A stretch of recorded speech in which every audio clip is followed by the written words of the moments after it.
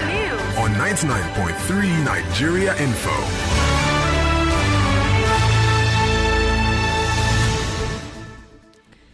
Let's now take a look at the top stories in the news this evening. The President, Muhammadu Buhari, signs 10.59 trillion 2020 budget into law.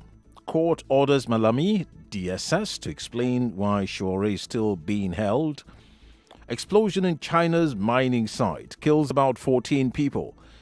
And UK government proposes Brexit Bill to rule out extension to transition period. We'll bring you the details of those and more shortly. Nigeria Info, your number one for news. Always spot on, fresh and direct on 99.3 Nigeria Info. Hello there, great evening to you. Thank you for staying with us. And now here's the news in detail. I am Godwin Asuquo. The President, Muhammadu Buhari, has signed the 10.59 trillion naira 2020 appropriation bill into law. The President signed the budget document into law on Tuesday in the presence of the Vice President Yemi Osinbajo, the Senate President Ahmed Lawan, and the Speaker of the House of Representatives Femi Gbajabiamila, amongst others. The budget was increased by 260 billion naira from 10.33 trillion naira as contained in the proposal submitted by Buhari on October the 8th. Well, this is the first time since Nigeria returned to democracy in 1999 that the budget will be passed and signed before the budget year. A federal high court sitting in Abuja has ordered the Director General of the Department of State Services, Yusuf Bichi, and the Attorney General of the Federation, the Minister of Justice, Abubakar Malami, to explain why Omoyele Sowore is still being detained after granting him bail. Justice Iyaikwo gave the order in a ruling on an ex parte application filed on Showore's behalf by his lawyer, Marshal Abubakar. Abubakar had in the suit urged the court to order the DSS boss and the AGF to produce Showore in court for an unconditional release from custody. The Senate has summoned the Minister of Interior, Ralph Aregbesola, to appear before its Committees on Judiciary and Interior to explain details of the visa on arrival policy announced by President Muhammadu Buhari. The lawmakers reached the decision on Tuesday following a debate on a point of order raised by Ekiti North Senator Olubunmi Adetumbi. President Buhari had announced at the Aswan Forum in Egypt that the new policy aimed at encouraging free movement in the continent will start in January 2020. Worried that the national security of Nigeria in the context of the current insurgency and terrorist challenges of Boko Haram could be jeopardized if the said proposed 2020 visa on arrival policy of the NIS. But Senators Jibrin Barrow, Yinaya Baribe, and Gabriel Suswam urged that the policy lacks legislative backing to be domesticated. This is part of what is happening, globally, particularly countries that want to open their doors to investors. We want to make sure that we take care of our citizens before we start taking care of the whole of Africa. It is now incumbent on the President to also direct the necessary authorities. Let them bring the Immigration Act here for us to amend. When we amend it, we will now be able to input properly. Yet another development, the upper chamber has mandated its committees on foreign affairs and trade to liaise with the Ministry of Foreign Affairs to investigate the alleged ill treatment on Nigerian business owners in Ghana.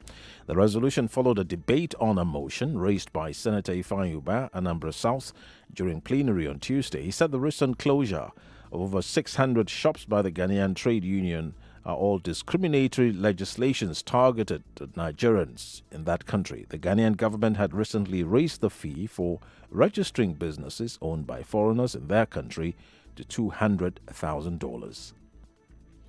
A bill for an act to provide for a single term of 6 years for the president and governors has failed to secure second reading in the House of Representatives. The bill, which was thrown out by the lawmakers, also considers a 6-year term for members of the National Assembly and state assemblies. Debating the bill, majority of the lawmakers rejected the bill, which is sponsored by John Dieg, representing Boko, Taraka Federal Constituency of Benue State. In his presentation, Dieg had argued that the bill was necessary for lawmakers to gain more experience. The Federal Road Safety Corps says the Corps recorded 143 cases of assaults, harassment, knockdowns, abductions, and attacks on staff between January and December. Zonal Commanding Officer in charge of Ogun and Lagos State Operations, Samuel Obayemi, said the incident of knocking down of FRSC operatives rose from 18 in the year 2018 to 60 in 2019. He added that the operatives of the Corps routinely engage in illegal activities ranging from extortion, bribery, and misconduct while on duty on highways. He said the development was rubbishing the image of the organization, once known for parading itself as corruption-free. And now let's take you to Rivers State, where the governor Nyesom Wike has presented a budget proposal of 530 billion naira to the State Assembly for the year 2020. Presenting the financial proposal, Governor Wike said capital expenditure claimed 70% of the budget, which is 370 billion naira, while 157 billion naira is for recurrent expenditure. A breakdown of the proposed expenditure also shows that government will spend 70 billion naira on wages and salaries, 8 billion naira for the new minimum wage, 5 billion naira for new recruitment, and 3 billion naira for pension. Mr. Speaker, the total budget for Rivers State for 2020 fiscal year is 530 billion 830 million 357,619 naira. The 2020 budget is intended to achieve strengthening the sources of economic growth, building infrastructure that matches our development vision, enhancing food security, job creation, and poverty reduction, promoting sustainable, equitable, and inclusive development, and ensuring sustainable security and social cohesion. Taking you to Bayelsa State now, the government there says it will challenge the Federal High Court judgment which affirmed that the Soko oil wells belong to Rivers State. Bayelsa State Attorney General and the Commissioner for Justice, Andrew Arthur, described the judgment as an injustice to the people of Bayelsa State. He said the Bayelsa State government is not aware of any suit filed by the Rivers State government concerning the Soko oil wells. The National Boundary Commission started the process of delineating the boundaries between River State and Bayelsa State that is allied between the Soko area. That was in 2012 to 2013. River State, in the course of the delineation, voluntarily withdrew from the process and thereby frustrated the exercise since then. Now, this suit that was filed, we were not aware about this suit, and ordinarily we would have expected that Bayelsa State would have been the party to such an act. We were not aware, we only got to know about it from the media after the judgment was given. Now, I can assure you that the government of Bayelsa State will be contesting this decision of the Federal High Court to the fullest extent. We are not panicking because we know that we have various options. This news continues shortly with business, foreign news, entertainment, and sports. The news. Timely, fresh as it breaks on 99.3 Nigeria Info. And now the business news.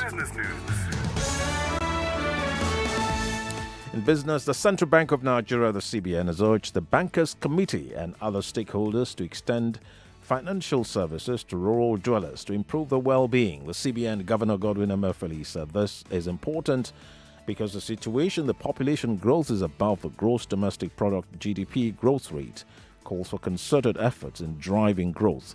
Asuquo made the call at the 11th Annual Bankers Committee retreat in Ogun State. He said the rural population needs to be urgently engaged for economic prosperity to reduce rural-urban migration. The foreign news.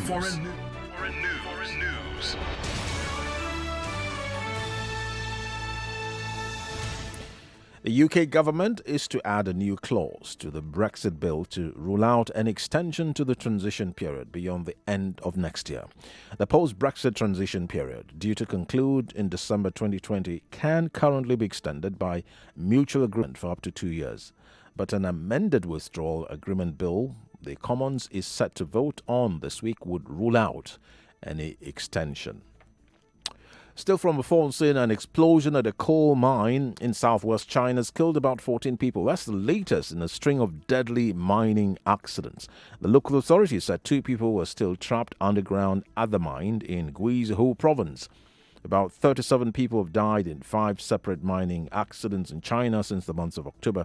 The incidents are often due to poorly enforced safety regulations 7 workers were lifted to safety. Take it away with the entertainment news. Mariah Carey's classic festive song All I Want for Christmas Is You has finally topped the US charts 25 years after it was first released.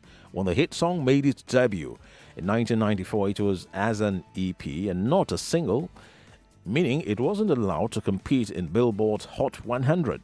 Rule changes saw the song first enter the chart in the year 2000, and in recent years it has edged closer to the top spot. All I Want for Christmas Is You is one of the most familiar tunes at this time of the year on both sides of the Atlantic, and is currently UK's most streamed song on Spotify. And now, updates on the sports news. A look at sports now. Paul Pogba will miss Manchester United's Carabao Cup quarter-final because of illness, despite being pictured at the weekend dancing at his brother's wedding. Now, Pogba recently told a newspaper photographer he would be back soon after being snapped out walking his dog. But United boss has confirmed he will miss the clash with Colchester. Now, to end the news, let's take another look at the top stories. Nigeria Info, your number one for news. Always spot on, fresh and direct on 99.3 Nigeria Info. President Muhammadu Buhari has signed 10.59 trillion naira 2020 budget into law. A court has ordered Malami and the DSS to explain why Shawara is still being held. On the foreign scene, we told you that explosion in China's mining site has killed about 14 people, and UK government has proposed Brexit Bill to rule out extension to transition period. That's the news edited by Georges McNobson-Ido. Thank you for listening as usual and watching. I am Godwin Asuquo. This is Marina Gola reporting live from the Lagos State House alongside Keja Clementine Okonye reporting from the Nigerian Stock Exchange. Joy Kalio reporting live from the Murtala Mohammed International Airport. For news that's close to home, hear it first on 99.3 Nigeria Info. Up to the minute news that matters to you. Our reporters are always on the go, bringing it as it happens. The lawmakers have decided to work with the executive for the development of Lagos State. Babatunde Pratt reporting. It has been 5 days of band training and confirmation at the Senate. Judges McNobson-Ido reporting. Listen to the major news every day, 6 a.m., 12 noon, 3 p.m., and 6 p.m. live on 99.3 Nigeria Info. Rufai is back.